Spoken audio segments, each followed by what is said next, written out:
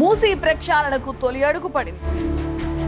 రాష్ట్ర ప్రభుత్వం ప్రతిష్టాత్మకంగా తీసుకున్న మూసీ నది అభివృద్ధి పనులకు వేగం పెంచింది. సీఎం రేవంత్ రెడ్డి మాటలు చెప్పడమే కాదు, పనులు కూడా వేగంగా చేస్తున్నారు.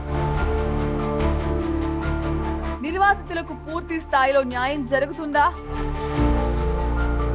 ఈ టార్గెట్ ఎంతవరకు సక్సెస్ అవుతుంది? అంత ఖర్చు ప్రభుత్వం చేయగలుగుతుందా?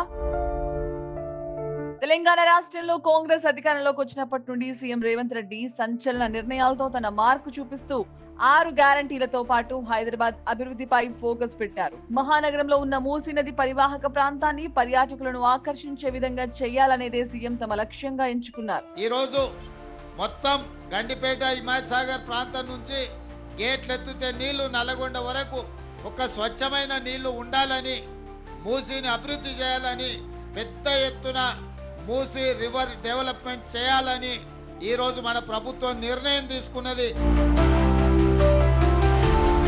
ఆ దిశగా మూసీ రివర్ డెవలప్మెంట్ కార్పొరేషన్ ఆధ్వర్యంలో ఈ ప్రాజెక్ట్ కు సంబంధించిన పనులను వేగవంతం చేసింది. ఇందులో భాగంగా మూసీ FTL బఫర్ జోన్లు గుర్తించి అక్రమ కట్టడాలను నేలమట్టం చేసేందుకు సిద్ధమయ్యారు. ఇప్పటికే 10,200 ఆక్రమణలు గుర్తించిన హైడ్రా వాటిని కూల్చేందుకు రంగంలోకి దిగింది.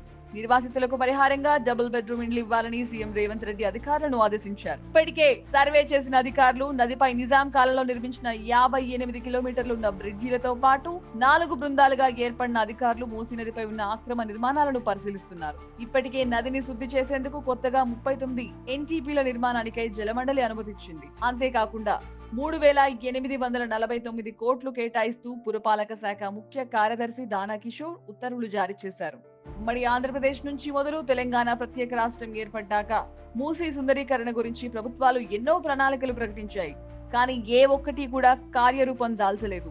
కాగా మూసీ శుద్ధిని ప్రతిష్టాత్మకంగా తీసుకున్న సీఎం రేవంత్ రెడ్డి 1,00,000 కోట్ల రూపాయలను మూసీ ప్రక్షాళన, సుందరీకరణ కోసం ఖర్చు చేస్తామని ప్రకటించారు.